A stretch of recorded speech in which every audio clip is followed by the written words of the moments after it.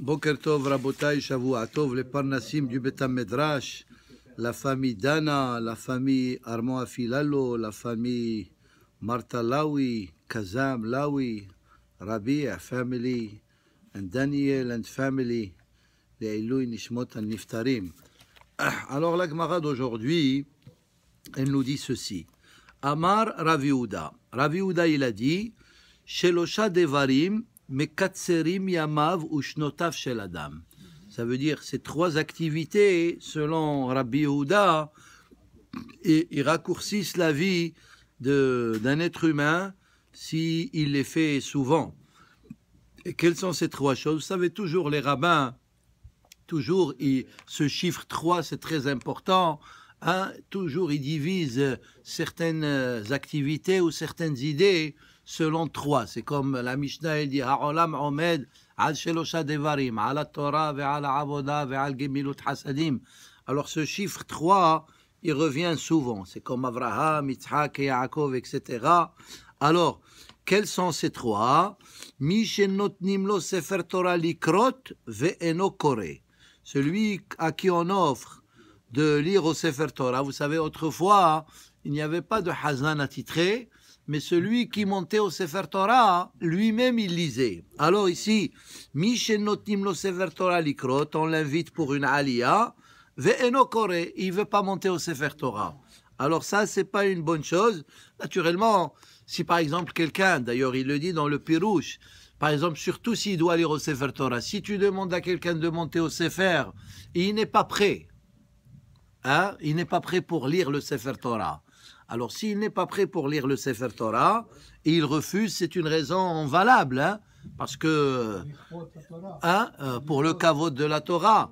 Maintenant, il y a aussi des fois des gens que on leur demande de monter au Sefer Torah, ils ne veulent pas monter.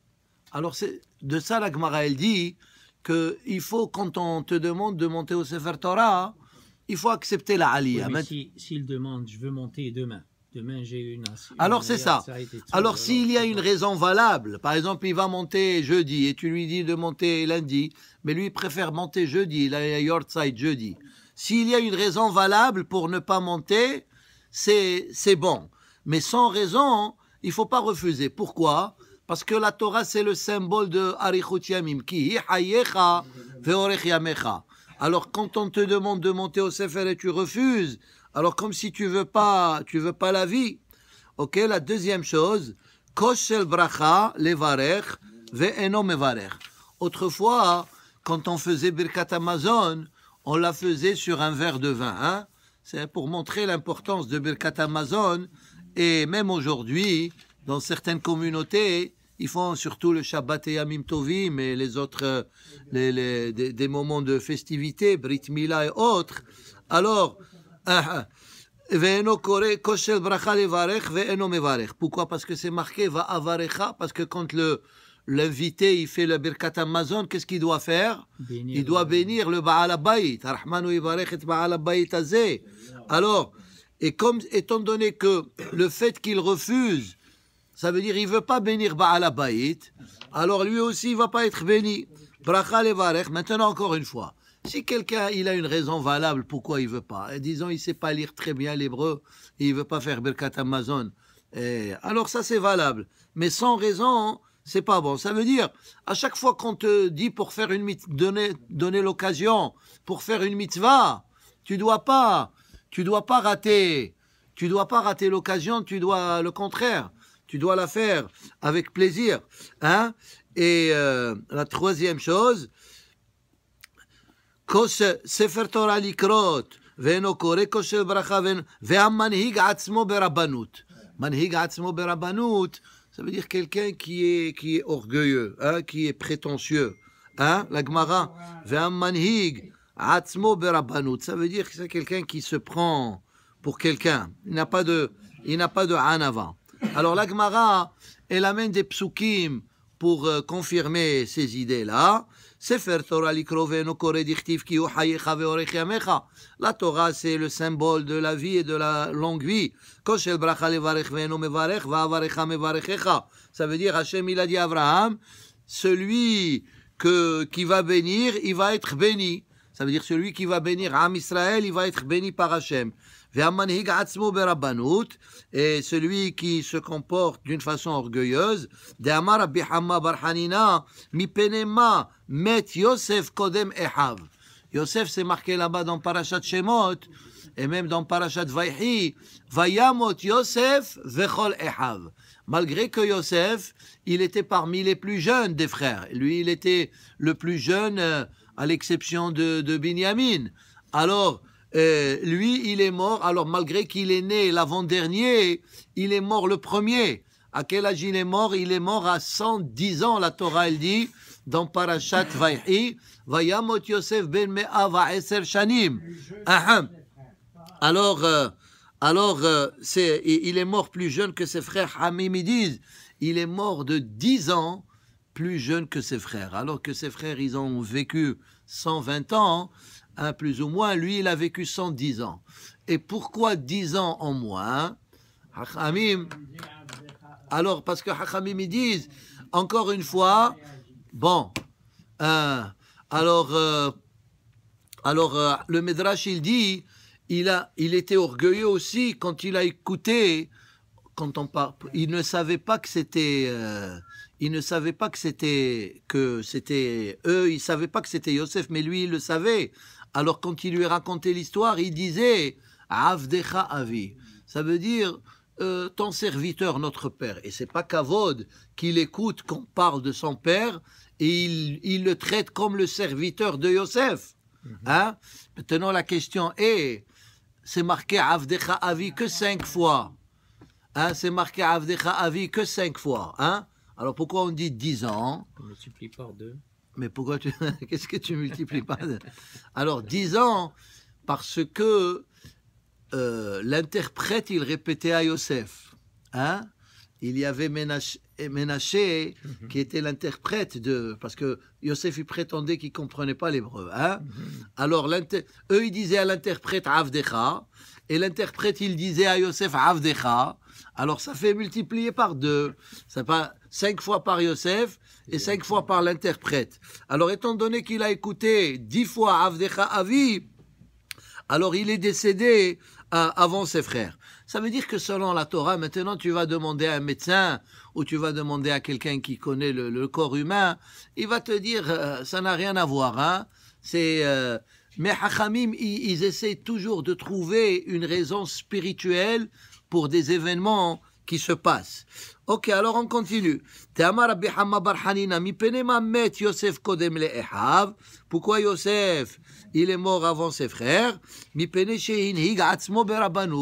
Parce qu'il était comme ça un peu orgueilleux. Et encore une fois, attention, il faut faire attention. De qui on parle ici? On parle de Yosef Tzaddik. C'est le seul qui a le titre de Tzaddik. Alors, Hachem, il a voulu que Yosef, il soit comme ça. Hein? Pourquoi? Parce que Hachem, il a voulu que les événements se déroulent de manière à ce que Béné Israël, ils vont se retrouver en Égypte. Et quand il racontait les rêves à ses frères, c'était justement, c'est ça l'orgueil qu'il avait. Hein? Mais Hachem, il a voulu que ça soit comme ça. Alors la Gemara, elle continue. Il y a 3 activités, encore une fois le chiffre 3. 3 activités, il faut prier pour que les choses se passent bien. Hein? Quelles sont ces 3 activités? Melech Tov. Melech Tov, ça veut dire quand on choisit ou bien quand on vote pour un dirigeant. Alors des fois, avant qu'il soit nommé, il est une bonne personne. Hein? Les politiciens, toujours avant, ils sont les meilleurs, et ils font toutes sortes de promesses, mais une fois qu'il est nommé, on peut être déçu de lui. Hein? Alors, je ne sais pas, mon ami, s'il peut dire la même chose concernant... Alors, bref, qu'est-ce que ça veut dire? Vous savez, il y a un proverbe qui dit en anglais comme ça, hein? Qui dit, ou bien même en français, il dit... Un politicien, avant qu'il soit élu, un politicien, quand on lui demande quelque chose et il dit oui, si un politicien il dit oui, ça veut dire peut-être. Et quand on lui demande quelque chose et il dit peut-être, quand il dit peut-être, ça veut dire non. Mais quand il dit non, c'est pas un bon politicien. Comme Trump. Ça veut dire un bon politicien, il doit toujours dire oui, oui, oui, il doit accepter tout. Et après, juste Qu'est-ce pour qu'il monter veut? au pouvoir, et après quand il monte au pouvoir, et des fois, pour juger favorablement, des fois c'est pas sa faute aussi. Des fois il veut faire, mais il y a toutes sortes il dépend de beaucoup d'autres facteurs. Il y a le Sénat, il y a le Trump. gouvernement, etc. Tu veux, il te laisse pas faire. Des fois, il y a même une Trump. plume. Hein? Laisse pas faire. Hein? Des fois, il y a même une plume. Ok, alors c'est ça. Melech Tov, ça veut dire quand on choisit un dirigeant, il faut prier qu'il soit bon comme nous pensons qu'il va être. Ça veut dire, parce que des fois, Vaishman Yeshurun Vaib'at, quelqu'un il monte au pouvoir, et après, Vayakom Melech Hadash, Asher lo yada et Yosef. Hein? Alors il faut prier pour qu'un bon dirigeant, c'est pas parce que il promet des bonnes choses qu'il va être un bon dirigeant. Alors c'est ça. Melech Tov, Shana Tova. Hein, encore une fois, voilà, Shana Tova, c'est dans quelques semaines. Et puis, il faut prier pour que l'année, elle soit bonne pour Am Israël. Il faut prier avec ferveur. Rashi dit, regardez comment Rashi il explique. Tzrichim rahamim. Tzrichim levakesh rahamim sheyavo'u. Les filles shehem beyado shel HaKadosh Baruch Hu. C'est trois choses. Melech Tov, c'est comme on dit, Lev Melech Beyad Hashem, c'est entre les mains de HaKadosh Baruch Hu. Ve'en lahem reshut lavo ela birshuto. Alors il faut prier pour qu'il y ait une bonne année, pour qu'il y ait une année prospère pour tout le monde, pour qu'on n'écoute que des bonnes nouvelles. Et ensuite, Halom Tov, quand on fait un rêve, il faut prier pour qu'il se réalise de la bonne façon. Parce que vous savez, le rêve c'est quelque chose de mystérieux. Hein? Le rêve, on ne sait pas quel message il veut nous transmettre. Et le Zohar HaKadosh, il dit que le rêve, pour les tzaddikim, il leur transmet des messages clairs. Comme Yosef HaTzaddik, il a rêvé des rêves, et ils se sont réalisés, etc. Yaakov Avinu, le rêve avec l'échelle, Ve'ine sulam utzavartza. Mais des fois, on peut, le rêve, il peut être mal interprété aussi. Alors, et on ne sait pas quand on rêve un rêve. On ne sait pas s'il est du bon côté ou du mauvais côté, et c'est pour ça qu'il faut prier. D'ailleurs, c'est pour ça que c'est marqué, quand quelqu'un y rêve et il est un peu inquiet, il n'a qu'à faire une bracha spéciale, une prière spéciale pendant Birkat Kohanim, faire une bonne prière, et puis, ou bien quand quelqu'un il nous dit qu'il a fait un rêve, il faut lui dire Halom Tov, Halom Shalom. Alors, il faut prier pour ces bonnes choses. Et la Gemara, elle amène des psukim, dirtiv palgemaim lev melech beyad Hashem. Ça veut dire, des fois, on pense que c'est le roi, ou c'est le ministre, ou c'est les présidents qui décident. Mais Hashem, des fois, c'est pas Hashem, des fois. Hashem, il contrôle. Alors, lev melech beyad Hashem. Le cœur d'un roi, il est entre les mains d'Hashem. Et des fois, si ce roi, il est méchant, et il ne veut pas écouter, c'est comme Paro, eh bien, Hashem, il le punit convenablement. Shana Tova, dirtiv, Tamid ene Hashem Elokecha ba, mereshit hashana ve'ad hacharit shana, halom tov, vatahalimeni uvehachayeni. Amar Rabbi Yochanan dit, Shelosha devarim, trois activités, machriz aleim HaKadosh Baruch Hu be'atzmo. Ça veut dire, ils sont uniquement entre les mains de HaKadosh Baruch Hu. Ve'eluhen, et les voici, Ra'av vasova ou Parnastov. Ra'av vasova, moi j'expliquerai ça à l'économie. Quand ça va mal, ça veut dire c'est Ra'av. Hein? Quand il n'y a pas de travail, quand les compagnies renvoient des gens, etc. Quand des compagnies eux-mêmes y ferment. Alors les gens qui travaillent, ils sont plus au travail. Alors c'est pour eux, c'est Ra'av. Hein? C'est la récession. Ils vont pas avoir une bonne parnassa. Alors ça c'est Ra'av vasova. Ça c'est entre les mains de HaKadosh Baruch Hu. Alors, des fois, si tu poses la question aux analystes, ils vont te dire non, la récession, ils vont t'expliquer parce qu'il y a eu ceci, il y a eu cela. Mais la Gemara, elle dit qu'en réalité, que ces choses-là, ils sont uniquement entre les mains de HaKadosh Baruch Hu. Ra'av vasova, ou bien quand il y a l'abondance aussi. Il y a la beracha, et le pays, il fait bien, etc. Ou parnastov. Parnastov, pour que un parnas, il soit un bon parnas, hein, il faut prier à Kadosh Baruch Hu, parce que des fois, ça peut ne pas être le cas. Hein? Alors, et la Gemara, elle amène des psukim. Ra'av, dirtiv kikara Hashem la Ra'av. Hein? Alors, Sova dirtiv vekara, kikara Hashem la Ra'av. C'est Hashem qui déclare s'il va y avoir la famine. C'est comme l'histoire aussi de Yosef. Il y avait la famine, et grâce à ça, ça veut dire là-bas, c'est la preuve que c'est entre les mains d'Hachem.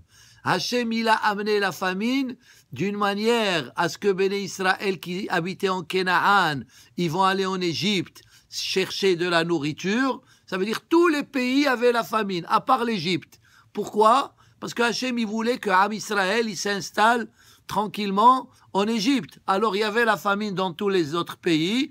Et en Égypte, il y avait l'abondance. Ils sont venus, et c'est là-bas où est-ce qu'ils sont restés plus tard, parce que pour accomplir le décret de Avraham Avinu, que Hachem lui a dit, Yado ateda ki ger yezaracha beretz lo lahem, et parnas tov vaidaber Hachem el Moshe lemor. D'où on apprend que quand on choisit quelqu'un, il faut consulter le peuple. Re'e karati beshem Betzalel ben Uri ben Hur. Betzalel qui était Betzalel, il était le petit-fils de Myriam. Hein? Le mari de Myriam, c'était Betzalel ben Uri ben Hur. Hur, il était le mari, le fils de Myriam. Et lui, quand Béné Israël, ils ont voulu faire le Hegel, ils lui ont demandé de participer, parce que lui, il travaillait bien avec ses mains. Il n'a pas voulu les aider pour faire le Hegel. Qu'est-ce qu'ils ont fait? Ils l'ont tué.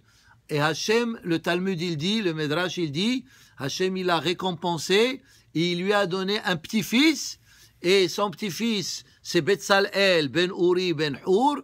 Alors, et c'est lui qui a aidé Moshe Rabbeinu pour fabriquer les différents objets du Mishkan. Hein? Haya Metzaref, le Talmud, il dit, il était un grand tzaddik, Betzalel. Il prenait les lettres de la Torah, Haya Metzaref Otiyot Shebat Torah, Ubahem Haya Bonet Kele Bet Hamikdash. Il prenait par exemple le Menorah, il devait faire la Menorah. Il prenait les lettres, Mem, Nun, Vav, Resh, He, et par rapport à ça, il avait des kavanot très très spirituels, et par rapport à ça, il fabriquait la menorah. Mais Hachem, malgré qu'il savait que Betzalel, il était compétent, mais il a dit à Moshe Rabbeinu de demander l'opinion du public. Hein? C'est ça, ça veut dire la transparence. Amar Abi Yitzhak, en ma'amidim parnas ala tzibur, ela imken nimlachin bat tzibur. Quand on nomme quelqu'un, il faut demander l'opinion du public. Ça veut dire, même si la personne, elle est bonne, c'est comme Betzalel, il était excellent, mais il faut consulter le public. Comme ça, si après, il y a un problème, on va leur dire, vous l'avez choisi. Ça veut dire, on vous a consulté. Alors c'est ça. Shene Emar, Re'u Kara Hashem Beshem Betzalel. Alors quand je parle de Moshe, il a dit à Moshe, Moshe Hagun Alecha Betzalel. Est-ce que Betzalel, il est convenable, il est compétent? Amalo Ribono Shel Olam.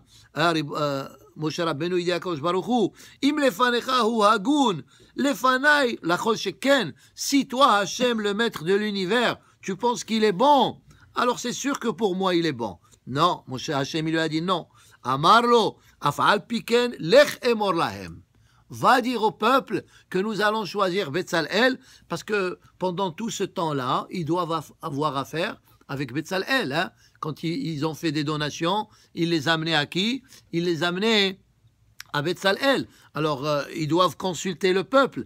Et non seulement Betzalel, il était un grand connaisseur de faire ces outils, de faire ces ustensiles-là, mais il savait, on a étudié une fois, chacun sa donation, quelle intention il avait. Ça veut dire, il y a des fois, tu fais une donation, mais tu l'as fait par kavod. Tu veux que les gens ils sachent que tu as fait une donation. Mais il y a des fois, quelqu'un, il peut faire une mitzvah, il peut faire une donation, les Shem Shamaim, à 100%. Betzalel, il pouvait savoir, sans parler à la personne qui a amené telle ou telle donation, que ce soit Zahav, Vachesef, ou Hoshet, ou comme la Torah nous dit, il sait quelles étaient l'intention de la personne, et il utilisait Betzalel par rapport à ses intentions. Alors c'est ça, Hachem il lui dit, ok, il est bon, mais il faut consulter le peuple. Afal piken, lech emor lahem, halach ve'amar lahem li Israël. Ah, alors Moshe Rabbeinu, il a été consulté. Hagun alechem Betzalel. Est-ce que Betzalel, il est acceptable? Amroulo, im lifnei HaKadosh Baruch Hu velefanecha hu hagun, lefanenu lachol sheken. Hein? Ça veut dire que si vous le suggérez, eh bien il est bon. Ça veut dire que c'est ça le processus. Il faut toujours, pour un dirigeant, il faut qu'il soit suggéré par les dirigeants de la communauté, et ensuite il faut demander le peuple si ils sont d'accord. Mais ça veut dire qu'un dirigeant, il ne doit pas se nommer lui-même. Il faut qu'il soit nommé par les autres, ou bien même un dirigeant, il ne faut pas qu'il demande d'être nommé. Parce que s'il demande d'être nommé, ça veut dire qu'il cherche ce kavod-là. Et s'il cherche le kavod, alors déjà, ça c'est un problème dès le départ. Il faut, comme il est dit, Il ne le mérite pas. alors, non, peut-être il le mérite, mais c'est pas à lui de le demander. Il faut, regardez, Hachamim ils disent, Kol harodef acharei hakavod, hakavod boreach mimenu. Mais il faut le contraire, un dirigeant, il doit dire, s'ils veulent de moi, je suis disponible. Mais si tu le demandes, ça veut dire que tu veux. Alors peut-être que tu veux le pouvoir aussi. Hein, et ça peut... Tous les dirigeants, ils veulent être élus. Mais il peut se présenter sans demander. Hein? Oui, c'est ça. C'est la politique. Baruch Adonai Le'olam, amen ve amen.